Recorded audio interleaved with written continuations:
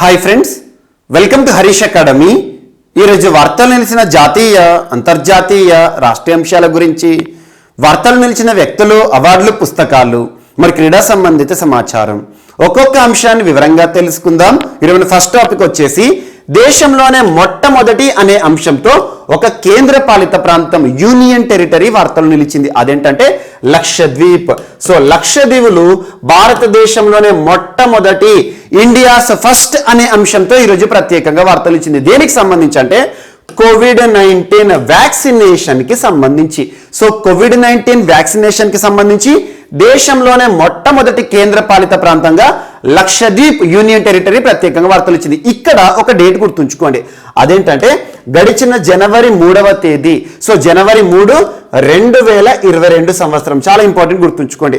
ఈ రోజున భారత ప్రభుత్వము సో దేశంలో 15 సంవత్సరాల నుండి 15 ఇయర్స్ టు 18 ఇయర్స్ వారు ఎవరైతే ఉంటారో యువతకి సంబంధించి మాస్ కోవిడ్-19 వ్యాక్సినేషన్ ని ప్రారంభించడం జరిగింది. Mass COVID-19 vaccination age group వారికి సంబంధించి 15 సంవత్సరాల నుండి 18 సంవత్సరాల మధ్య వయస్కుల వారు ఎవరైతే ఉంటారో భారతదేశంలో యువత, వారికి సంబంధించి కోవిడ్-19 వ్యాక్సినేషన్ జనవరి 3వ తేదీన ప్రారంభించడం మనం ఇప్పటికే చాలాసార్లు చర్చించుకోవడం జరిగింది. సో దీనికి సంబంధించి లక్షద్వీప్, సో లక్షద్వీపులు కేంద్ర పాలిత ప్రాంతం ఈరోజు ఇండియాస్ ఫస్ట్ అనే అంశంతో వార్తలు ఇచ్చింది. ఎందుకు అంటే ఇటీవల లక్షద్వీప్ కేంద్ర పాలిత ప్రాంతంలో 100% కోవిడ్-19 వ్యాక్సినేషన్ ని పూర్తి చేయడం జరిగింది. ఎవరికి సంబంధించి? సో ఈ ఏజ్ గ్రూప్ వారికి సంబంధించి ఎవరైతే ఎలిజిబుల్ క్యాండిడేట్స్ ఉన్నారో ఈ ఏజ్ గ్రూప్ కి సంబంధించి వారందరికీ కూడా 100% మాస్ కోవిడ్-19 వ్యాక్సినేషన్ ప్రోగ్రామ్ ని ప్రారంభించేసేసి వ్యాక్సినేషన్ ని ముగించడం జరిగింది లక్షద్వీప్ కేంద్ర పాలిత ప్రాంతంలో. సో ఫస్ట్ డోస్ అందరికీ కూడా ఇవ్వడం జరిగింది. అలా భారతదేశంలోనే మొట్టమొదటి కేంద్ర పాలిత ప్రాంతంగా లక్షద్వీపులు ప్రత్యేకంగా వార్తలు ఇచ్చే ఏజ్ గ్రూప్ గుర్తుంచుకోండి. ఇక్కడ ఈ టాపిక్ కి సంబంధించి కొన్ని అంశాలు మనం లింక్ చేసుకుందాం, ఎందుకంటే కన్ఫ్యూజ్ అవ్వకండి. ఇటీవల భారతదేశంలోనే మొట్టమొదటి అనే అంశంతో కోవిడ్-19 వ్యాక్సినేషన్ కి సంబంధించి ఒక రాష్ట్రం వార్తలు నిలిచింది. అదేంటి? హిమాచల్ ప్రదేశ్. సో ఉత్తర భారతదేశంలో ఉన్న హిమాచల్ ప్రదేశ్ రాష్ట్రం భారతదేశంలోనే మొట్టమొదటి రాష్ట్రంగా వార్తలు నిలిచింది. దేనికి సంబంధించి? India's first 100% COVID-19 vaccinated state ఏది అన్నారు అనుకోండి, హిమాచల్ ప్రదేశ్. ఇక్కడ డబుల్ డోస్ కూడా పూర్తయింది. సో డబుల్ డోస్ ఎవరైతే 18 సంవత్సరాలు నిన్న వారు ఉంటారో, సో 18 సంవత్సరాల పైబడిన వారందరికీ కూడా హిమాచల్ ప్రదేశ్ రాష్ట్రంలో 100% వ్యాక్సినేషన్ పూర్తి చేయడం ద్వారా సో దేశంలోనే మొట్టమొదటి రాష్ట్రంగా హిమాచల్ ప్రదేశ్ రాష్ట్రం చూడడం జరిగింది. ఇక్కడ 18 ఇయర్స్ కి సంబంధించి, నాట్ ఈ ఏజ్ గ్రూప్ కి సంబంధించి. అండ్ మరొకటి, ఒక కేంద్ర పాలిత ప్రాంతం గుర్తుంచుకోండి. సో లడక్ కేంద్ర పాలిత ప్రాంతం. సో లడక్ కేంద్ర పాలిత ప్రాంతం ఇండియాస్ ఫస్ట్ అనే అంశంతో కూడా వార్తలు ఇచ్చింది కోవిడ్-19 వ్యాక్సినేషన్ సంబంధించి. అదేంటి? So India's first 100% COVID-19 vaccinated UT ఏది అన్నారు అనుకోండి, లడక్. బట్ ఇక్కడ గుర్తుంచుకోండి, సో ఫస్ట్ డోస్ విషయంలో ఇండియాస్ ఫస్ట్ ఏమో కేంద్ర పాలిత ప్రాంతం లడక్. ఏజ్ గ్రూప్ సంబంధించి 18 ఇయర్స్ అండ్ ఎబోకి సంబంధించి. ఇక్కడ కేంద్ర పాలిత ప్రాంతం విషయానికి వస్తే మరొక కేంద్ర పాలిత ప్రాంతం అండమాన్ అండ్ నికోబార్. అండమాన్ నికోబార్ దీవులు ఏవైతుంటే కేంద్ర పాలిత ప్రాంతం. So India's first 100% COVID-19 vaccinated యూటీగా ఇటీవల వార్తలు ఇచ్చింది. ఇదేమో డబల్ డోస్ 2 డోసెస్ కంప్లీట్ కావడం జరిగింది, 100% వ్యాక్సినేషన్ పూర్తయింది. ఇది ఒకటి ఇంపార్టెంట్. సో ఇక్కడ 18 ఇయర్స్ అండ్ ఎబో. ఇక్కడ మాత్రం ఈ ఏజ్ గ్రూప్ కి సంబంధించి ఈ కేంద్ర పాలిత ప్రాంతం లక్షద్వీపులు ప్రత్యేకంగా వార్తలు ఇచ్చాయి. అండ్ ఇటీవల కాలంలో కొన్ని సిటీల గురించి కానీ డిస్టిక్ల గురించి కానీ తరచు మనం రిపీట్ చేస్తున్నాం. అదేంటి? ఎగ్జాంపుల్, ఒడిషా రాష్ట్రంలోని భువనేశ్వర్ సిటీ ఇండియాస్ ఫస్ట్ అనే అంశంతో వార్తలు ఇచ్చింది. Bhubaneswar city India's first 100% COVID-19 vaccinated సిటీగా ఇటీవల వార్తలు ఇచ్చింది 18 ఇయర్స్ అండ్ ఎబోకి సంబంధించి. అండ్ కేరళ రాష్ట్రంలోని వయనాడ్ డిస్టిక్ అంటాం. So Wayanad district India's first 100% COVID-19 vaccinated district జిల్లాగా వార్తలు నిలిచింది. అండ్ బికనీర్ సిటీ రాజస్థాన్ రాష్ట్రానికి సంబంధించి ప్రముఖ నగరం బికనీర్ సిటీ ప్రత్యేకత ఏంటి? India's first door to door COVID vaccinated city ఏదన్నారు అనుకోండి, Bikaner city. And Guwahati city India's first సిటీగా వార్తలు నిలిచింది అస్సాం రాష్ట్రానికి సంబంధించి. India's first transgender COVID vaccinated city ఏదంటే గౌహతి, స్టేట్ ఏదంటే అస్సాం. ఇలాంటి అంశాలను గుర్తుంచుకోండి. అండ్ ఇక్కడ ఒక గ్రామం పేరు గుర్తుంచుకోండి, వేయాన్ గ్రామం.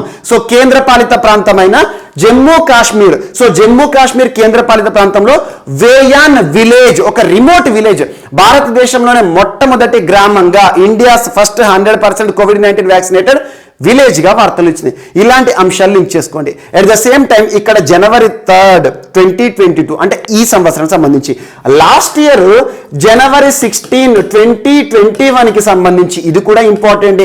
ఇటీవల లాస్ట్ 2 days బ్యాక్ మీకు చెప్పాను. ఎందుకంటే ఈ రోజున 2021 సంవత్సరం జనవరి 16వ తేదీన భారతదేశంలో మాస్ COVID-19 వ్యాక్సినేషన్, ఈ కరోనా మహమ్మారిని నివారించాలని చెప్పేసి భారత ప్రభుత్వం మాస్ COVID-19 వ్యాక్సినేషన్ ప్రోగ్రామ్ ని జనవరి 16వ తేదీ 2021 సంవత్సరం ప్రారంభించింది కదా.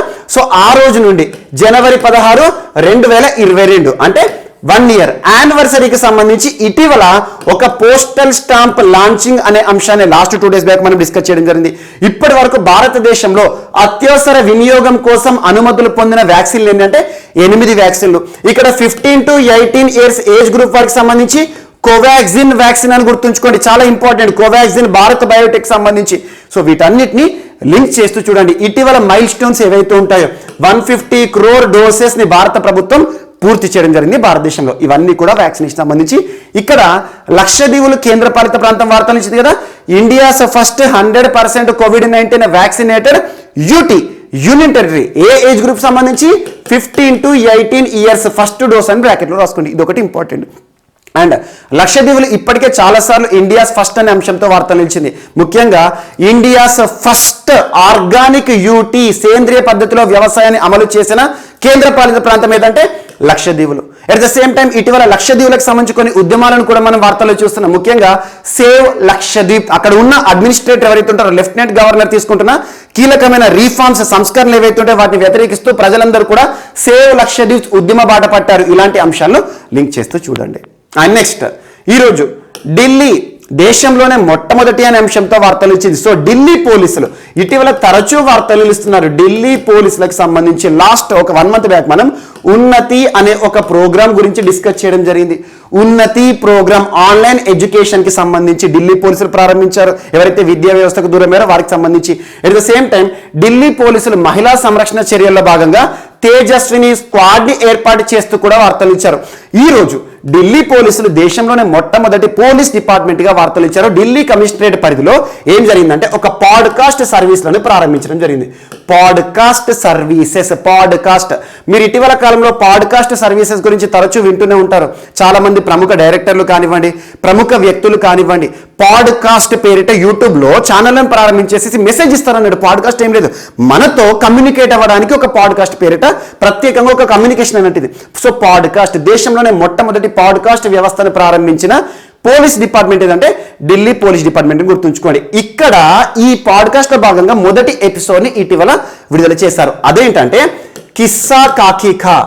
కిస్సా కాకి, కాకి అంటే పోలీసులకు సంబంధించి, కిస్సా కాకి కా, కిస్సా కాకి కా అనే ఒక ప్రత్యేకమైన ప్రోగ్రామ్. అంటే ఏం లేదు, కాకి దుస్తులు ధరించిన వారు అంటే పోలీసులకు సంబంధించి. పోలీసులు మాస్ పీపుల్ ముఖ్యంగా ప్రజలతో కమ్యూనికేట్ అవ్వడానికి, ప్రజలతో వారికంటూ ప్రత్యేకమైన అనుసంధానం, ముఖ్యంగా ప్రజలతో వారికంటూ కమ్యూనికేషన్ ని బిల్డప్ చేయడానికి పాడ్కాస్ట్ సర్వీసెస్ ని ప్రారంభించేసేసి కిస్సా కాకికా పేరిట మొదటి ఎపిసోడ్ ని కూడా ఇటీవల విడుదల చేశారు. దీనిలో భాగంగా ఏం చేస్తారంటే పోలీస్ డిపార్ట్మెంట్ ప్రజలకు ఏ రకమైన సేవలు ఇస్తుంది, ఏ రకంగా రక్షణ వ్యవస్థగా పనిచేస్తుంది, ఏ రకంగా మన అందరినీ కాపాడుతుంది, క్రైమ్ యాక్టివిటీస్ ని ఏ రకంగా పరిశీలిస్తుంది, ఏ రకంగా ఇన్వెస్టిగేట్ చేస్తారు, అలా పోలీస్ డిపార్ట్మెంట్ ప్రజలకు ఇచ్చే సర్వీసులు ఏవైతే ఉంటాయో నేర పరిశోధనకు సంబంధించి అన్ని అంశాలను కూడా పాడ్కాస్ట్ రూపంలో ప్రజలకు తెలియజేస్తున్న ఒక పోలీస్ డిపార్ట్మెంట్ గా, దేశంలోనే మొట్టమొదటి పోలీస్ డిపార్ట్మెంట్ గా ఢిల్లీ పోలీస్ డిపార్ట్మెంట్ ప్రత్యేకంగా వార్తలు ఇచ్చింది. ఒకటి గుర్తుంచుకోండి, జస్ట్ పాడ్కాస్ట్ సర్వీసెస్ అనగానే ఢిల్లీ పోలీస్ అని గుర్తుంచుకోండి సరిపోతుంది. ఇటీవల ఢిల్లీ పోలీస్ సంబంధించి ఇక్కడ చర్చించిన అంశాలు ఏవైతే ఉన్నతి కానివ్వండి, తేజస్వి స్క్వాడ్ కానివ్వండి, వీటిని లింక్ చేసుకోండి. అండ్ ఇటీవల కాలంలో ఢిల్లీకి సంబంధించి మనం డిస్కస్ చేసిన అన్ని అంశాలు కూడా ముఖ్యంగా ఢిల్లీ ప్రభుత్వం విద్యా వ్యవస్థకు సంబంధించి, చిన్నారులకు సంబంధించి చిన్నతనంలోనే వ్యాపార అవగాహనను తీసుకురావాలని చెప్పేసి స్కూల్ లో బిజినెస్ బ్లాస్టర్స్ అనే ఒక ప్రోగ్రామ్ ని కూడా ప్రారంభించింది. And Desh ke mentor program ఇటీవల వివాదాస్పదమవుతూ వార్తలు ఇచ్చింది ఢిల్లీకి సంబంధించి. అండ్ ఢిల్లీకి సంబంధించి పర్యావరణ సంబంధిత సమస్యలు ఇటీవల కాలంలో ఏవైతే వార్తలు ఇచ్చాయో ఆ పర్యావరణ సమస్యలకు అడ్డుకట్ట వేసే దిశగా ఢిల్లీ ప్రభుత్వం అమలు చేస్తున్న చర్యలు ఏవైతే ఉంటాయో వాటన్నిటి చూడండి. రెడ్ లైట్ ఆన్ గాడి ఆఫ్ కానివ్వండి, యుద్ధ ప్రదర్శనకి విరుద్ధ కానివ్వండి, స్విచ్ ఢిల్లీ క్యాంపెయిన్ కానివ్వండి. And last 2 days back Delhi ముఖ్యమంత్రి ఆమ్ ఆద్మీ పార్టీకి సంబంధించి ముఖ్యమంత్రి అరవింద్ కేజ్రీవాల్ గారు ఢిల్లీలో మొట్టమొదటి పబ్లిక్ ట్రాన్స్పోర్ట్ సర్వీసులను ప్రారంభించడం జరిగింది. ఎలక్ట్రిక్ వెహికల్స్ ఆధారిత పబ్లిక్ ట్రాన్స్పోర్ట్ బస్సులను ప్రారంభించారు. ఈ అంశాలన్నింటినీ కూడా లింక్ చేస్తూ చూడండి. అండ్ నెక్స్ట్ ఈరోజు మరొక అంశం, దేశంలోనే మొట్టమొదటి అనే అంశంతో తెలంగాణ రాష్ట్రం వార్తలు నిలిచింది. యాక్చువల్గా తెలంగాణ రాష్ట్రంలోని జిల్లా పేరు గుర్తుంచుకోండి, భద్రాద్రి కొత్తగూడెంలోని మనుగూరు గురించి చాలా మంది వినే ఉంటారు. మనుగూరు ఏదైతే ఉందో అశ్వాపురం దగ్గర ఉంటుంది. సో మనుగూరు. సో పాత జిల్లాల పరంగా చూసుకుంటే ఖమ్మం డిస్టిక్, కొత్త జిల్లాలు తెలంగాణ రాష్ట్రంలో నూతన జిల్లాలు ఏవైతే ఉంటే 33 జిల్లాలే కదా, ఆ 33 జిల్లాల పరంగా చూస్తేనేమో భద్రాద్రి కొత్తగూడెం. అక్కడ ఉన్న మనుగూరుకి ప్రత్యేకత ఇప్పటికే చాలాసార్లు మీరు సైన్స్ అండ్ టెక్నాలజీలో నేర్చుకుని ఉంటారు. భారతదేశంలో హెవీ వాటర్ ఏదైతే ఉంటుందో డ్యూటీరియం ఆక్సైడ్, సో హెవీ భారజలం అంటాం, డ్యూటీరియం ఆక్సైడ్ D2O తయారీ ప్లాంట్ మనుగూరులో ఉంది. అలాంటి మనుగూరు భారతదేశంలోనే మొట్టమొదటి ఒక ప్లాంట్ ని ఏర్పాటు చేయబడుతూ వార్తలు ఇచ్చింది. ప్లాంట్ ఏర్పాటే వార్తలు ఇచ్చింది. దేనికి సంబంధించి అంటే ఆక్సిజన్ 18 తయారీకి సంబంధించి ప్రత్యేక ప్లాంట్ ఏర్పాటు అవ్వడం జరిగింది. ఇటీవల ఆ ప్లాంట్ ని ప్రారంభించడం జరిగింది. ఇక్కడ ఆక్సిజన్ 18 అంటే ఏంటంటే ఐసోటోప్స్, ఆక్సిజన్ ఏదైతే ఉందో ఆక్సిజన్ 16, 17, 18 ఐసోటోప్స్ నెంబర్స్ మనం చూస్తూ ఉంటాం.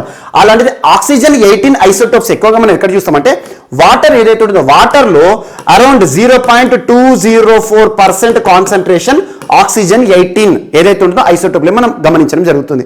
సో అలాంటి వాటర్లో 0.2% ఉన్న ఆక్సిజన్ 18 ఏదైతే ఉందో ఐసోటోప్లని 95.5%కు పెంచే దిశగా ఒక ప్రత్యేకమైన తయారీ ప్లాంట్ 2016 సంవత్సరం దాదాపు భారత ప్రభుత్వం 53 కోట్ల రూపాయలతో నిర్మాణ ప్రక్రియను ప్రారంభించింది. ఆ నిర్మాణ ప్రక్రియ ప్రారంభమైపోయింది. ఆ నిర్మాణం ఏదైతే ఉంటుందో పూర్తయింది. ఇటీవల ఆక్సిజన్ 18 ఐసోటోప్లకు సంబంధించి తయారీ ప్లాంట్, దేశంలోనే మొట్టమొదటి తయారీ ప్లాంట్ అనగానే మనుగూరు ఇటీవల ప్రారంభించడం జరిగింది. ఇది ఒకటి ఇంపార్టెంట్. సో అణుశక్తి పరిశోధన సంస్థకి సంబంధించి వ్యాస్ గారు నిన్నటి రోజున ప్రారంభించడం జరిగింది వర్చువల్ విధానంలో. ఇక్కడ మనం గుర్తుంచుకోవాల్సింది ఏంటంటే ఆక్సిజన్ 18 అనే ఒక ఐసోటోప్ ఏదైతే ఉంటుందో వాటర్ ఏదైతే ఉంటుందో ఆ వాటర్, సో 0.204% ఆక్సిజన్ ఐసోటోప్ 18 ఉండేది ఏదైతే ఉంటుందో వాటర్లో 95.55% ఆక్సిజన్ 18 ఐసోటోప్లను పెంచే విధంగా దాదాపు per annum 10 kgs oxygen 18 water ఏదైతే ఉందో దాన్ని తయారు చేస్తారు. అదే ఒకవేళ 10% కాన్సన్ట్రేషన్ ఏదైతే ఉంటుంది, ఇక్కడ 95% కాన్సన్ట్రేషన్ ఏమో 10 kgs, 10% ఆక్సిజన్ 18 కాన్సన్ట్రేషన్ ఉన్న వాటర్ ఏమో కనీసం 1000 కిలోల వాటర్ని తయారు చేయొచ్చు అని చెప్పేసి ఇక్కడ ప్రత్యేకంగా ఒక అంశం వార్తలు ఇచ్చింది. ఇక్కడ ఆక్సిజన్ 18 ఏదైతే ఉంటుందో ముఖ్యంగా మెడిసిన్ ఫీల్డ్లో కానివ్వండి, అణుశక్తి రంగంలో కానివ్వండి ప్రత్యేకంగా ఉపయోగపడే ఒక ప్రత్యేకమైన ఐసోటోప్ ఆక్సిజన్ 18 తయారీకి సంబంధించి ఒక ప్లాంట్, దేశంలోనే మొట్టమొదటి ప్లాంట్ ఎక్కడ అంటే మనకు మనుగూరు అని గుర్తుంచుకోండి. మనుగూరు భద్రాద్రి కొత్తగూడెం అశ్వాపురం మండలం. సో భద్రాద్రి కొత్తగూడెం కొత్త జిల్లా అయితే, పాత జిల్లా అయితే Khammam. And at the same time ఈ వ్యవస్థ ఏదైతే ఉంటుందో ఆక్సిజన్ 18 వ్యవస్థ తయారీ ప్లాంట్ ఉన్న దేశాల జాబితాను చూస్తే 7వ దేశంగా ప్రపంచంలో భారతదేశం వార్తలు నిలిచింది. ఇప్పటికే ప్రపంచంలోని కొన్ని దేశాలు, అగ్రదేశాలు అమెరికా, రష్యా, చైనా ఈ దేశాల్లో మాత్రమే ఈ ఆక్సిజన్ 18 ఐసోటోప్లను తయారు చేసే ప్రత్యేకమైన నిర్మాణం ఉంది. అలాంటిది భారతదేశం ప్రపంచంలోనే 7వ దేశంగా వార్తలు నిలిచింది. అందులో ఫస్ట్ ఇక్కడ మనకు మనుగూరు అని గుర్తుంచుకోండి. అండ్ నెక్స్ట్ ఈరోజు మరొక అంశం. సో ఇక్కడ ఇండోనేషియాకి సంబంధించి ఇటీవల ఇండోనేషియా తరచూ వార్త నిలుస్తుంది. ఇండోనేషియా రాజధాని మీకు చాలాసార్లు చెప్పాను, జకర్తా అనేది ఇండోనేషియాకు రాజధాని. దాదాపు 1949 నుండి ఇండోనేషియా రాజధానిగా మనం చూస్తున్నాం. సో ఇయర్ అవసరం లేదు, జస్ట్ గుర్తుంచుకోండి. ఇండోనేషియా అంటేనే దీవులతో కూడిన ఒక దేశం. సో ఒక ఐలాండ్ కంట్రీ అని చెప్పొచ్చు, ఆర్కిపెలాగో కంట్రీ అనొచ్చు. సో అలాంటిది ఇండోనేషియా కరెంట్ క్యాపిటల్ జకర్తా కదా. ఈ రాజధానిని మారుస్తున్నట్టుగా ఒక ప్రత్యేకమైన బిల్లును తయారు చేసేసి ఆ దేశ పార్లమెంట్ ఆమోదం తెలపడం జరిగింది. అదేంటంటే కొత్త క్యాపిటల్ పేరు ఏంటంటే నుసాంతరా క్యాపిటల్. సో ఎక్కడ ఉంటుందంటే, సో కరెంట్ క్యాపిటల్ జకర్తా ఉంది కదా, ఇక్కడ నుండి దాదాపు 2000 కిలోమీటర్స్ దూరంలో ఎక్కడ ఉంది అంటే ఒక ఐలాండ్, ఇండోనేషియా అంటేనే గ్రూప్ ఆఫ్ ఐలాండ్స్ ఆర్కిపెలాగో అన్నాను కదా, ఇక్కడ ఒక ఐలాండ్ బార్నియో ఐలాండ్ ఏదైతే ఉంటుందో, బార్నియో ఐలాండ్ కి ఇక్కడ ఏదైతే ఉంటుందో ఈస్టర్న్ సైడ్ న దీన్ని ఏర్పాటు చేయడం జరుగుతుంది, క్యాపిటల్ గా గుర్తించడం జరుగుతుంది అని చెప్పేసి ఇండోనేషియా ప్రభుత్వం చేసిన ప్రకటన వార్తలు ఇచ్చింది. జోకో విడోడో గారు ప్రస్తుతం ఉన్నారు, ఇండోనేషియాకి సంబంధించి ప్రెసిడెంట్, దీన్ని ప్రకటించడం జరిగింది. సో బార్నియో ఐలాండ్ లో ఇండోనేషియా యొక్క నూతన రాజధాని అని గుర్తుంచుకోండి, ఇది ఒకటి important. And at the same time the proposed site is in East Kalimantan అనే ఒక ప్రాంతం, ఈస్ట్ కలిమంతన్ ప్రాంతంలో నుసంతరా అనే ఒక ప్రత్యేకమైన ప్రాంతాన్ని క్యాపిటల్ గా గుర్తించడం జరుగుతుంది. ఎందుకు రీజన్, అసలు ఎందుకు ఇండోనేషియా రాజధాని మార్పు అనే అంశంతో వార్తలు ఇచ్చిందంటే, ప్రస్తుతం ఉన్న క్యాపిటల్ ఏదైతే ఉంటుందో జకర్తా, ఈ జకర్తా ఉన్న ఏదైతే ఉంటుందో జావా ఐలాండ్ ప్రాంతము, ఈ జకర్తా సిటీ, ఇవన్నీ కూడా సో రైజింగ్ సీ లెవెల్ సంబంధిత సమస్యలు ఎదుర్కొంటున్నాయి. రైజింగ్ సీ లెవెల్ అంటే ఏంటి, సముద్ర మట్టం పెరుగుతుంది, సముద్ర మట్టం పెరిగితే ఏమవుతుంది, వాటర్ కాన్సన్ట్రేషన్, వాటర్ అనేది పెరుగుతుంది, అలా ఐలాండ్స్ అన్ని కూడా మునిగిపోతాయి అన్నట్టు. అలా క్లైమేట్ చేంజ్ ఏదైతే ఉంటుందో, global warming leads to climate change ఏదైతే ఉందో, క్లైమేట్ చేంజ్ ప్రభావిత ప్రాంతంగా జకర్తా ఎదుర్కొంటుంది. అంటే అక్కడ ఉండే సముద్రపు నీరు మొత్తాన్ని కూడా ఆ ఐలాండ్ ప్రాంతాన్ని అతి త్వరలో ముంచివేసే ప్రమాదం ఉంది. కాబట్టి ఇక్కడ ఇండోనేషియాకి కొత్త రాజధాని అనేది ఏర్పాటుకు సంబంధించి నుసాంతరా అనే ఒక ప్రత్యేక ప్రాంతం వార్త వచ్చింది. ఇటీవల కాలంలో ఇండోనేషియాకి సంబంధించి చాలా ప్రాంతాలు మనం చూస్తున్నాం, ముఖ్యంగా సులవేసి ఐలాండ్ కానివ్వండి, ఇదొకటి important. And at the same time ఇండోనేషియాకి సంబంధించి ఇటీవల కాలంలో చాలా వాల్కనోస్ వార్తలు నిలిచాయి. మౌంట్ మెరాపి కానివ్వండి, మౌంట్ సినబంగ్ కానివ్వండి, మౌంట్ ఇలు లెవటోగ్లాక్ కానివ్వండి. ఇండోనేషియా దేశం ఏదైతే ఉంటుందో పసిఫిక్ రింగ్ ఆఫ్ ఫైర్ ప్రాంతంలో ఉంటుంది కాబట్టి ఎక్కువగా సునామీలు, ఎర్త్ కేక్స్ లేదంటే వాల్కెనోస్ సంభవిస్తూ విపత్తులతో వార్తలు నిలుస్తున్నాయి. ఇండోనేషియాస్ న్యూ క్యాపిటల్ ప్లాన్ అనే అంశం, ఇక్కడ ఈ పేరు గుర్తుంచుకోండి, పాత క్యాపిటల్ ఏదైతుందో దీన్ని గుర్తుంచుకోండి. 1949 నుండి క్యాపిటల్లో చూస్తున్న జకర్తా అతి త్వరలో మారబోతోంది, ఇది ఒకటి ఇంపార్టెంట్. సో సమరిందా అనే ప్రాంతానికి అతి సమీపంలో నుసంతరా అనే ఒక ప్రత్యేకమైన ప్రాంతాన్ని డెవలప్మెంట్ చేసే ఒక ప్రత్యేక ప్రణాళిక ఏదైతే ఉందో ఆ తీర్మానాన్ని పార్లమెంట్ ఆమోదం తెలపడం జరిగింది, ఇది ఒకటి ఇంపార్టెంట్. అలా భారతదేశంలో కూడా ఇటీవల కొన్ని రాష్ట్రాలకు నూతన రాజధానులు అనే అంశాన్ని మనం చూసాము, అలాంటి అంశాలు లింక్ చేస్తూ ఉండండి. అండ్ నెక్స్ట్ వచ్చేసేసి సో ట్విట్టర్, సో ప్రముఖ సోషల్ మీడియా యాప్, చాలా వరకు కూడా ప్రపంచవ్యాప్తంగా అధికారిక సమాచారాలను కూడా చాలా రాష్ట్ర ప్రభుత్వాలు, కేంద్ర ప్రభుత్వానికి సంబంధించి కొంతమంది మంత్రులు కూడా ట్విట్టర్ ద్వారా మనకు తెలియజేస్తున్నారు. మెసేజింగ్ యాప్ అనుకోవచ్చు, social media app. So Twitter యొక్క హెడ్ క్వార్టర్ ఎక్కడ, కాలిఫోర్నియా, యుఎస్ఏకి సంబంధించి. అలాంటిది ట్విట్టర్ భారతదేశంలో రానున్న రోజుల్లో 5 రాష్ట్రాలకి సంబంధించి ఎన్నికలు జరగబోతున్నాయి కదా, 5 రాష్ట్రాల ఎన్నికలు. ఆ రాష్ట్రాలు ఏంటి, సో ఉత్తరాఖండ్, ఉత్తరప్రదేశ్, పంజాబ్ అండ్ మణిపూర్, గోవా. ఈ 5 రాష్ట్రాలకు సంబంధించి ఎన్నికల నోటిఫికేషన్ ఇప్పటికే కేంద్ర ఎన్నికల సంఘం రాజ్యాంగబద్ధ సంస్థ అకార్డింగ్ టు ఆర్టికల్ 324 గుర్తుంచుకోండి విడుదల చేయడం జరిగింది. సో ఈ ఎన్నికల్లో ఓటర్లు ఎవరైతే ఉంటారో ఆ ఓటర్లకి సంబంధించి పరిజ్ఞానం, ఓటు విలువ తెలియజేయడం కానివ్వండి, ఓటు మనను ఏ రకంగా సంరక్షిస్తుంది, ప్రజాస్వామ్యంలో ఓటు అనేది ఒక ఆయుధం, మీరు ఆలోచించి మీ ఓటును క్యాస్ట్ చేయండి, నాట్ క్యాస్ట్ చేయండి. సో క్యాస్ట్ చేయడం వేరు, క్యాస్ట్ చేయడం వేరు. సో క్యాస్ట్, ఓటు క్యాస్టింగ్ అంటే ఓటును వేయడం, బట్ ఈ క్యాస్ట్ చేసే ఓటును క్యాష్కి చేయకండి అని చెప్పేసి ప్రత్యేకంగా ఒక అవేర్నెస్ క్యాంపెయిన్ని కండక్ట్ చేస్తుంది ట్విట్టర్ సోషల్ మీడియా యాప్. ఆ పేరు ఏంటంటే, క్యాంపెయిన్ పేరు ఏంటంటే జాగరూక్ ఓటర్, జాగరూకత అంటే పరిజ్ఞానం, అవగాహన కల్పించే కార్యక్రమం అన్నట్టు.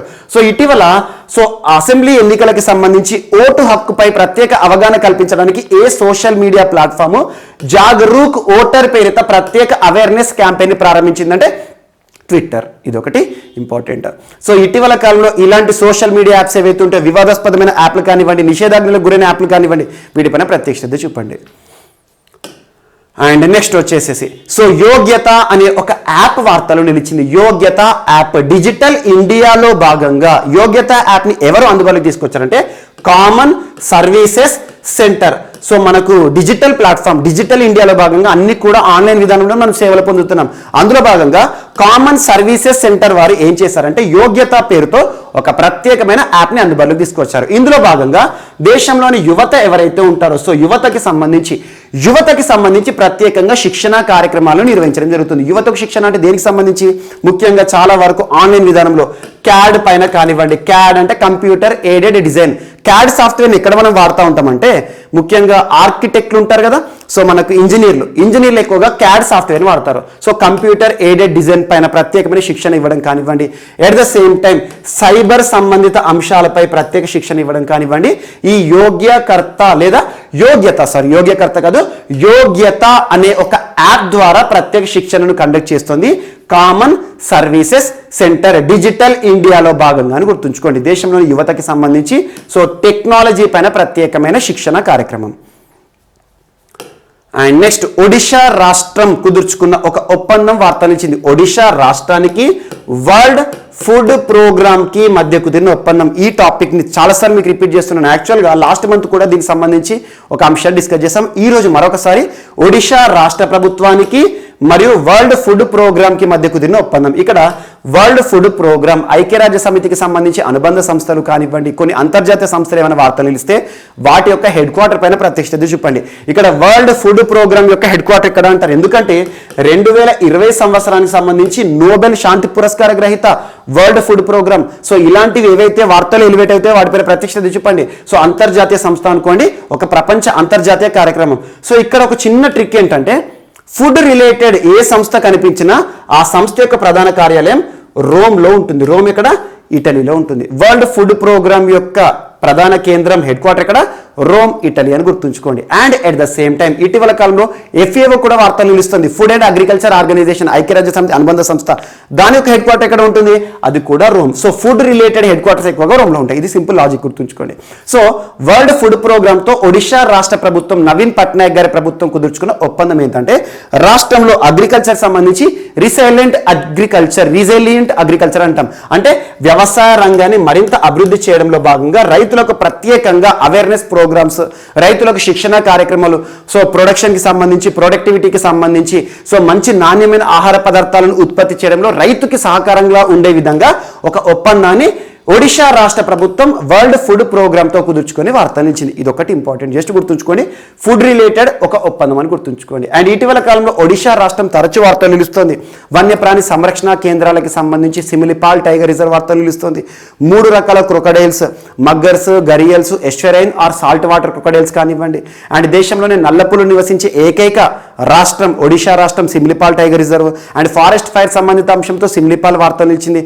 అండ్ ఇటీవల కాలంలో చిలుకా లేక ప్రత్యేకంగా వార్తలు ఇచ్చింది. చాలా మైగ్రేటరీ బర్డ్స్ వచ్చాయి. దాదాపు 11 లక్షల మైగ్రేటరీ బర్డ్స్ ని ఆకర్షించిన ఒక లేక్, బ్రాకిష్ వాటర్ లేక్, భారతదేశంలోనే మొట్టమొదటి రామ్సార్ సైట్ అది చిలుకా లేక్. దీనికి సంబంధించి కానివ్వండి. అండ్ ఇటీవల భువనేశ్వర్ సిటీ, పూరి సిటీ కానివ్వండి, రూర్కెలా సిటీ కానివ్వండి, ప్రత్యేకమైన సూపర్లేటివ్స్ అంశాలతో వార్తలు నిలుస్తున్నాయి. అండ్ దేశంలోనే మొట్టమొదటి COVID-19 వారియర్ మెమోరియల్ భువనేశ్వర్ సిటీకి సంబంధించి.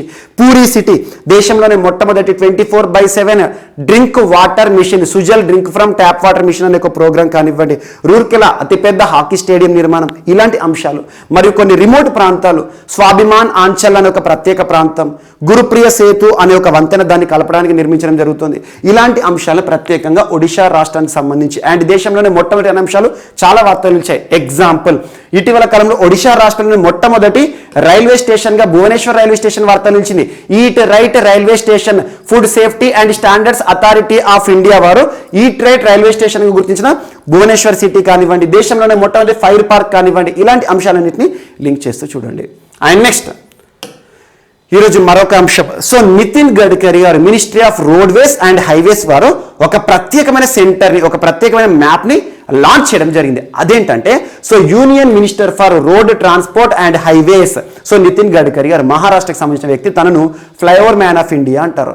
సో ఇటీవల ఏమి ఇనాగ్రేట్ చేశారంటే మాధోబాగ్స్ పవర్ మ్యాప్. యాక్చువల్గా మాధోబాగ్ క్లినిక్ అనేది మహారాష్ట్రలో ఉంది. ఒక ప్రముఖ ప్రత్యేకమైన క్లినిక్, విశిష్టమైన క్లినిక్, మాధోబాగ్స్ పవర్ మ్యాప్. దీని యొక్క ప్రత్యేకత ఏంటంటే, ఇండియాస్ ఫస్ట్, దేశంలోనే మొట్టమొదటి అనే అంశం, India's first intelligent chronic disease patients habit tracking system. దేశంలోనే మొట్టమొదటి లేదా India's first intelligent chronic disease patients అంటే దీర్ఘకాలం వ్యాధులతో ఇబ్బంది పడుతున్న పేషెంట్స్ కి సంబంధించి హ్యాబిట్ ట్రాకింగ్ సిస్టమ్, అంటే వారి యొక్క హ్యాబిట్స్, అలవాట్లను ట్రాక్ చేయడానికి ఒక ప్రత్యేకమైన ఒక యాప్ లేదా మ్యాప్.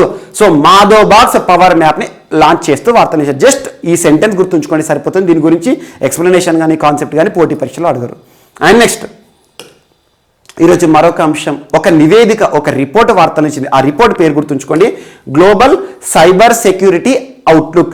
గ్లోబల్ అంటే ప్రపంచవ్యాప్తంగా, సైబర్ సెక్యూరిటీ అంటున్నాను అంటే ఆన్లైన్ భద్రత అన్నట్టు. సైబర్ అనే పదం తరచూ మనం వింటూ ఉంటాం. ప్రస్తుతం చూడండి, ఆన్లైన్ విధానంలోకి మనకు వస్తున్నాం. గేమ్స్ కానివ్వండి, ఆన్లైన్ విధానంలో మనీ ట్రాన్సాక్షన్స్ కానివ్వండి, ఆన్లైన్ విధానంలో ఎడ్యుకేషన్ కానివ్వండి, ఇవన్నీ కూడా సైబర్.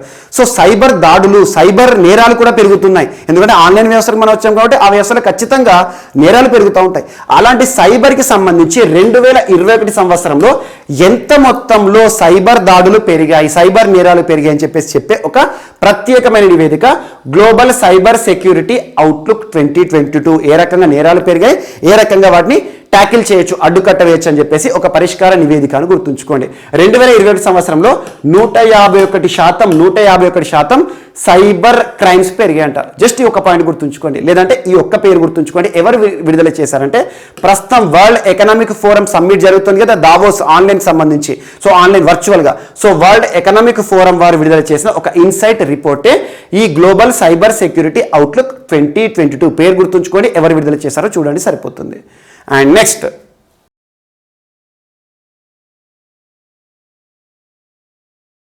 సో ఈరోజు మన నెక్స్ట్ టాపిక్ వచ్చేసి వార్తల్లో వ్యక్తులు. ఈరోజు వార్తలు నిలిచిన first person major HPS Ahluwalia గారు. మేజర్ హెచ్పిఎస్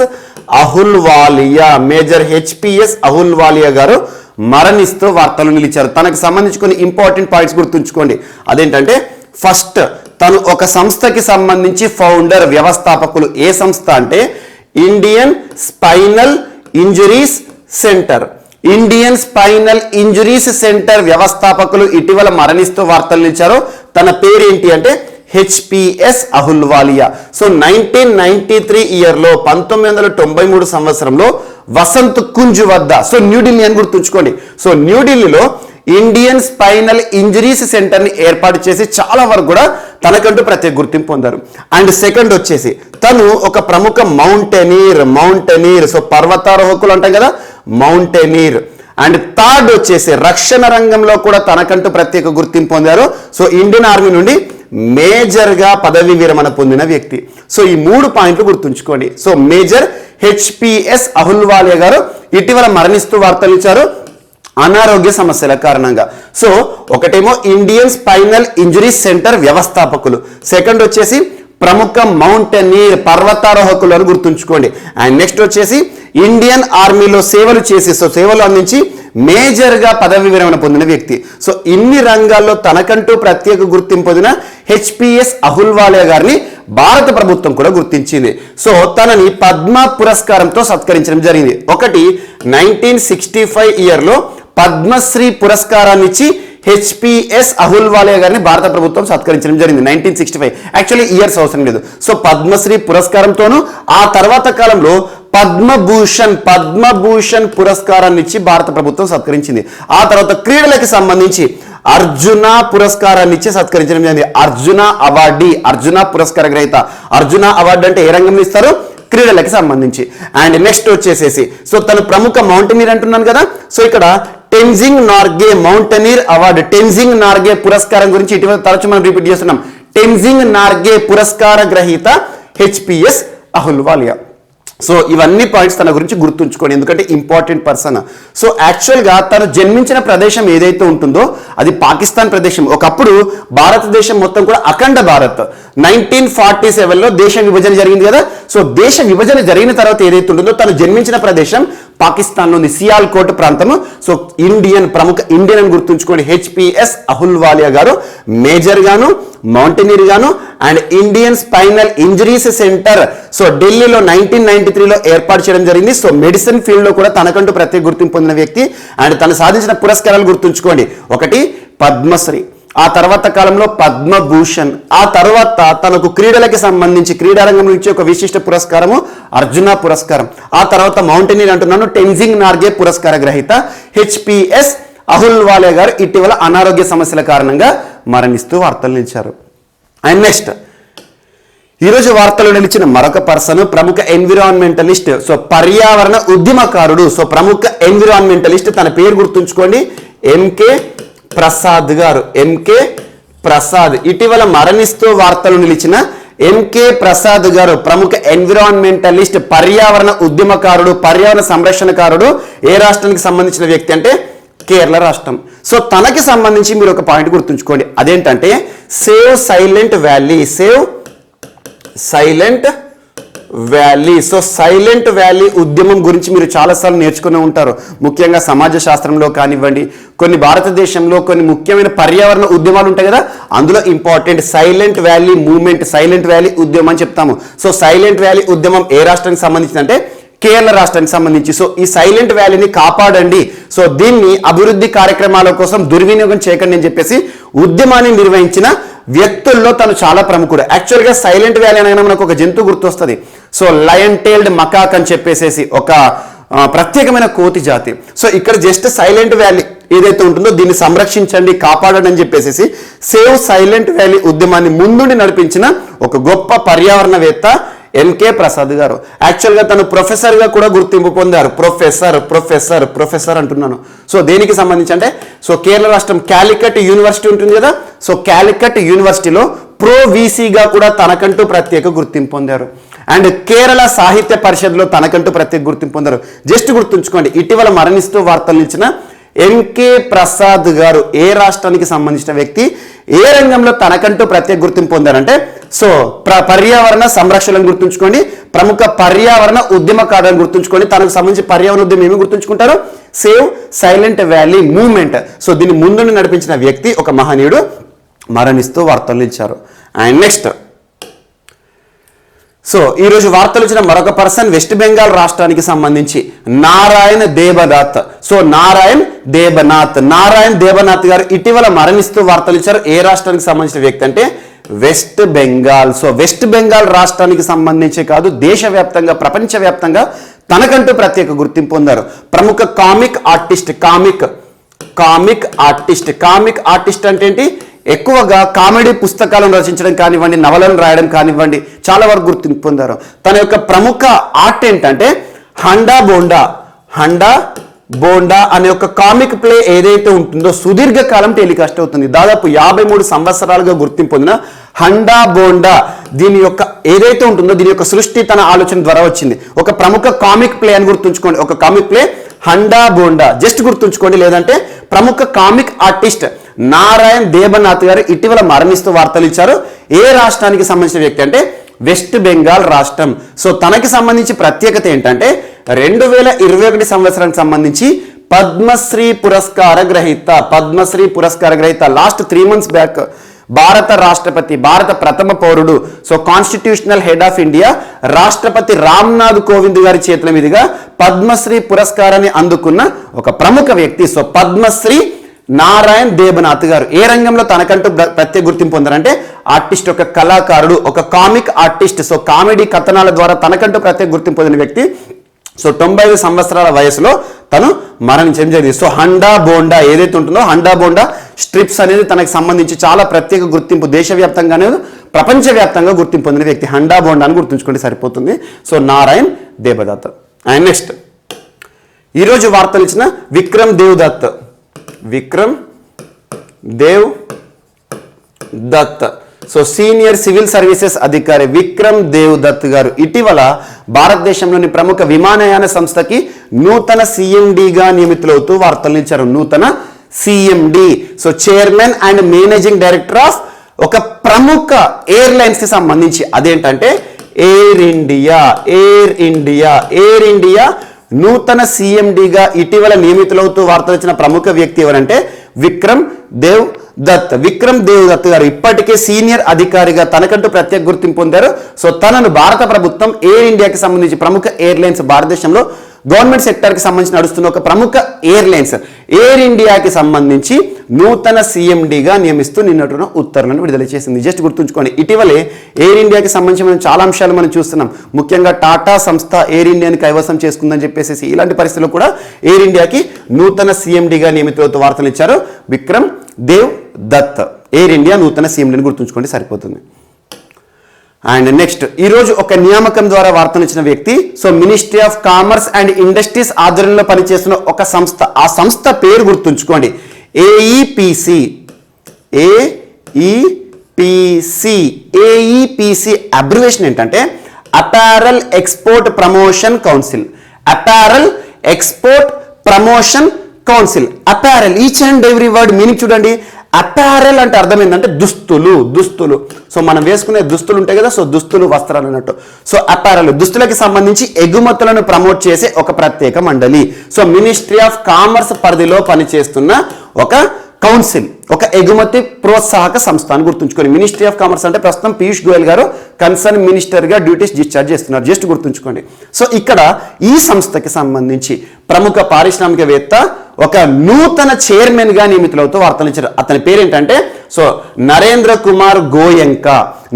కుమార్ గోయంక గారు నూతన చైర్పర్సన్గా ఏ సంస్థకి సంబంధించి ఏఈపిసికి నూతన చైర్పర్సన్గా నియమితులవుతూ వార్తలు ఇచ్చారు. ప్రస్తుతం తను ఏ సంస్థకి సంబంధించి డైరెక్టర్గా విధులు నిర్వర్తిస్తున్నారంటే టెక్స్పోర్ట్ ఇండస్ట్రీస్ ప్రైవేట్ లిమిటెడ్. టెక్స్టైల్స్ అన్నట్టు. టెక్స్పోర్ట్ ఇండస్ట్రీస్ ప్రైవేట్ లిమిటెడ్ డైరెక్టర్గా విధులు నిర్వర్తిస్తున్న నరేంద్ర కుమార్ గోయంక గారిని భారత ప్రభుత్వం మినిస్ట్రీ ఆఫ్ కామర్స్ పరిధిలో పనిచేస్తున్న ఒక export promotion council, apparel export promotion council. ఎక్కడ ఉంది దీని యొక్క హెడ్ క్వార్టర్ అంటే గురుగ్రామ్ కేంద్రంగా పనిచేస్తుంది. Gurugram is the headquarter of AEPC. Gurugram ఎక్కడ ఉంది? హర్యానా రాష్ట్రంలో ఉంది. ఎక్కువగా పారిశ్రామిక కార్యకలాపాలకు సంబంధించి కొన్ని సంస్థలు గురుగ్రామ్ వేదికగా పనిచేస్తాయి. సో ఏఈపిసి అనేది గురుగ్రామ్ వేదిక పనిచేస్తుంది. 1970s ఏర్పాటైన అపారల్ ఎక్స్పోర్ట్ ప్రమోషన్ కౌన్సిల్కి నూతన చైర్పర్సన్గా నియమితులతో వార్తలు ఇచ్చారు. అండ్ నెక్స్ట్, సో ఈరోజు వార్తలు నిలిచిన నెక్స్ట్ పర్సన్ రాబర్టా మెట్సోలా గారు. పర్సన్ పేరు గుర్తుంచుకోండి, రాబర్టా మెట్సోలా గారు ఈరోజు ఒక ప్రెసిడెంట్గా వార్తలు ఇచ్చారు. దేనికి సంబంధించి అంటే యూరోపియన్ యూనియన్ పార్లమెంట్కి నూతన ప్రెసిడెంట్గా వార్తలు నిలిచిన పర్సన్ పేరు ఏంటంటే రాబర్టా మెట్సోలా. ఎవరి స్థానంలో అంటే ఇటీవల ఒక పర్సన్ మరణిస్తూ వార్తలు ఇచ్చారు. లాస్ట్ 4 days బ్యాక్ ఆ పర్సన్ గురించి మనం చర్చించుకోవడం జరిగింది. European Union Parliament President David Sassoli గారు ఇటీవల మరణిస్తూ వార్తలు ఇచ్చారు. డేవిడ్ ససోలి గారి స్థానంలో నూతన ప్రెసిడెంట్ ఏ సంస్థకి సంబంధించి యూరోపియన్ యూనియన్ పార్లమెంట్కి నూతన ప్రెసిడెంట్గా ఒక మహిళ ఈరోజు వార్తలు ఇచ్చారు. తన పేరేంటి? రాబర్టా మెట్సోలా. తను ఏ దేశానికి సంబంధించిన మహిళ అంటే మాల్టా. సో మాల్టా దేశం ఎక్కడ ఉంటుంది? యూరప్ ఖండంలో ఉంటుంది. సో యూరప్ ఖండంలోని మాల్టా అనే ఒక దేశానికి సంబంధించి ఒక క్రిస్టియన్ డెమోక్రాట్ రాబర్టా మెట్సోలా గారు. డేవిడ్ ససోలి గారి స్థానంలో యూరోపియన్ యూనియన్ పార్లమెంట్కి నూతన ప్రెసిడెంట్గా వార్తలు ఇచ్చారని గుర్తుంచుకోండి, సరిపోతుంది. To the point. పర్సన్ పేరు యూరోపియన్ యూనియన్ పార్లమెంట్ నూతన ప్రెసిడెంట్. ఎవరి స్థానంలో ఇటీవల మరణిస్తూ వార్తలు ఇచ్చిన యూరోపియన్ యూనియన్ పార్లమెంట్ ప్రెసిడెంట్ ఎవరని కూడా అడుగుతారు. డేవిడ్ ససోలి గారు. తన ఇమేజ్ ని కూడా మనం చర్చించుకోవడం జరిగింది. అండ్ నెక్స్ట్, మాల్టా దేశానికి సంబంధించిన ఒక మహిళ. సో మాల్టా దేశం ఎక్కడ ఉంటుందంటే యూరప్ ఖండంలో ఉంటుంది. సో జస్ట్ గుర్తుంచుకోండి పాయింట్స్. అండ్ నెక్స్ట్, సో ఈరోజు వార్తలు నిలిచిన నార్త్ మెసడోనియాకి సంబంధించి నూతన దేశాధినేతగా వార్తలు ఇచ్చిన పర్సన్, తన పేరు గుర్తుంచుకోండి, డిమిటార్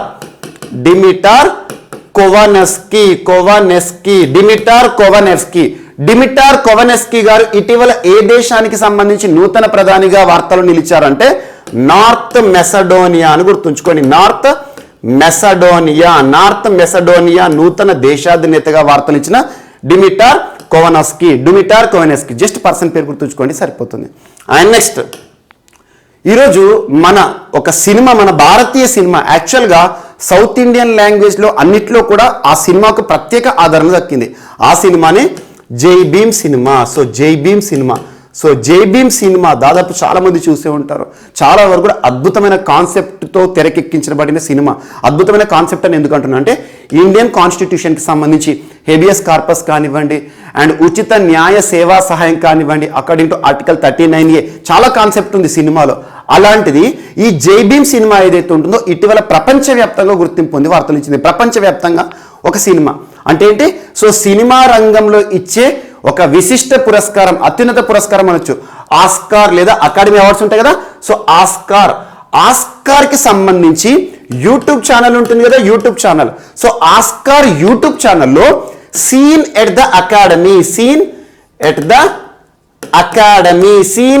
ద అకాడమీ పేరిట, అంటే ఒక సినిమా అన్నట్టు.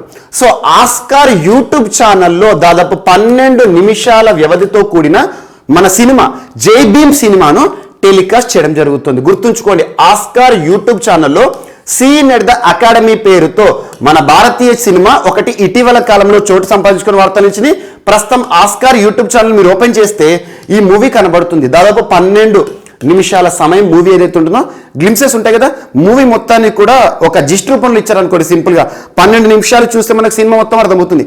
అలాంటి ఒక సినిమాగా ఈరోజు ఆస్కార్ యూట్యూబ్ ఛానల్లో టెలికాస్ట్ అవుతున్న సినిమాగా జై భీమ్ సినిమా వార్తలు ఇచ్చింది. సో జై భీమ్ సినిమా అనగానే మనకి ఎవరు గుర్తుకు రావాలి? సో ప్రముఖ నటుడు, సో తమిళ సూపర్ స్టార్, యాక్చువల్గా తమిళ్కి సంబంధించి సూర్య గారు. యాక్చువల్గా ఈ సినిమా యొక్క ప్రొడ్యూసర్ కూడా సూర్య గారే. ఆయన డైరెక్టర్ పేరు గుర్తుంచుకోండి, జ్ఞానవేల్ రాజా. సో జ్ఞానవేల్ రాజా గారు దర్శకత్వం వహించిన జై భీమ్ సినిమా ఏదైతే ఉంటుందో ఆస్కార్ యూట్యూబ్ ఛానల్లో సీన్ ఎట్ ద అకాడమీ పేరిట ఒక 12 నిమిషాలు గల నిడివి గల సినిమాను టెలికాస్ట్ చేయడం జరుగుతుందని గుర్తుంచుకోండి. జస్ట్ పోటీ పరీక్షలు పాయింట్ ఒక ప్రశ్న అడిగే అవకాశం ఉంటుంది. అండ్ నెక్స్ట్ వచ్చేసి క్రీడలకి సంబంధించి సో ఏషియన్ ఫుట్బాల్ కాన్ఫెడరేషన్కి సంబంధించి విమెన్స్ ఏషియన్ కప్ అంటే మహిళలకి సంబంధించిన ఆసియా కప్ ఎవరి ఆతిథ్యంలో చాలాసార్లు ఈ టోర్నమెంట్ గురించి మనం డిస్కస్ చేయడం జరిగింది. So AFC women's Asian cup 2022 ఆతిథ్యం ఇస్తున్న దేశం ఏది, ఆతిథ్యం ఇస్తున్న ప్రాంతం ఏదంటే ఆతిథ్యం ఇస్తున్న దేశం ఇండియా. భారత్ వేదిక ఈ రోజున ప్రారంభమైంది. సో జనవరి 20వ తేదీన ప్రారంభమైంది, ఈ రోజున ప్రారంభమైంది. సో ఎక్కడ అంటే Mumbai and navy Mumbai. So Mumbai అని గుర్తుంచుకోండి, ముంబై వేదికగా ప్రారంభమైన AFC women's Asian cup India 2022 అని గుర్తుంచుకోండి. దాదాపు 12 జట్లు తలపడతాయి. 12 జట్లు కూడా ఆసియాకి సంబంధించి. ఇందులో డిఫెండింగ్ ఛాంపియన్గా జపాన్ని చూడవచ్చు. సో ఏషియన్ ఫుట్బాల్ కాన్ఫెడరేషన్ అంటే ఇది ఫుట్బాల్ మ్యాచ్, మహిళలకు సంబంధించిన ఫుట్బాల్ కప్, ఆసియా ఖండంలోని దేశాలకు సంబంధించిన ఫుట్బాల్ కప్ భారత్ ఆతిథ్యంలో ముంబై వేదికగా ప్రారంభమైంది. 12 జట్లు తలపడడం జరుగుతోంది. సో డిఫెండింగ్ ఛాంపియన్ గా ఎవరు బరిలోకి దిగుతున్నారంటే జపాన్. అంటే డిఫెండింగ్ ఛాంపియన్ అంటే 2018 సంవత్సరం last time Asian women's football cup ను మనం చూడడం జరిగింది. అప్పుడు విజేత ఎవరంటే జపాన్. సో జపాన్ ఈసారి డిఫెండింగ్ ఛాంపియన్ గా బరిలోకి దిగుతోంది. జస్ట్ గుర్తుంచుకోండి, ఆతిథ్యం ఇస్తుంది కాబట్టి ఇండియాకి సంబంధించి ఇంపార్టెంట్. అండ్ క్రీడలకి సంబంధించి మరొక అంశం. సో హిమాచల్ ప్రదేశ్ రాష్ట్ర వేదికగా హిమాచల్ ప్రదేశ్ ఆతిథ్యంలో ఒక ప్రత్యేకమైన టోర్నమెంట్, అదేంటంటే ఐస్ హాకీ టోర్నమెంట్. సో జాతీయ టోర్నమెంట్ ఇది. 9th women's national ice hockey championship ఎక్కడ, ఏ రాష్ట్రంలో ప్రారంభమైంది అంటే హిమాచల్ ప్రదేశ్ అని గుర్తుంచుకోండి. జయరామ్ ఠాకూర్ గారు ఈ టోర్నమెంట్ని ఇటీవల ప్రారంభించడం జరిగింది. జస్ట్ వెన్యూస్ గుర్తుంచుకోండి, కొన్ని క్రీడలకు సంబంధించి టు ద పాయింట్ గుర్తుంచుకోండి. కొన్ని క్రీడాంశాల విషయానికి వస్తే ఇన్ డెప్త్గా చదవండి, ఎందుకంటే క్రీడలపైన ప్రత్యేక శ్రద్ధ చూపండి. చాలా పోటీ పరీక్షలు, ఈవెన్ సివిల్స్ స్థాయి పోటీ పరీక్షలు కూడా ఇటీవల లాస్ట్ అక్టోబర్ 10th ముగిసిన యూపీఎస్సీ సివిల్స్ ప్రిలిమినరీ ఎగ్జామ్లో 2 ప్రశ్నలు క్రీడలకు సంబంధించి అడిగారు. సో కొన్ని ఏంటంటే వెన్యూస్ వరకే గుర్తుంచుకోండి సరిపోతుంది, కొన్ని ప్రత్యేకతలు గుర్తుంచుకోండి, కొన్ని డిఫెండింగ్ ఛాంపియన్ కూడా గుర్తుంచుకోండి. ఈ రకంగా ప్రశ్నలు వచ్చే అవకాశం ఉంటుంది. సో ఇవి ఈరోజు వార్తలు నిలిచిన అంశాలు. మిస్లేనియస్ అంశాలు ఏమన్నా మిగిలిపోతే మాత్రం రేపటి క్లాస్లో యాడ్ చేసుకుని నేర్చుకుందాం. రేపు కలుద్దాం. Thank you.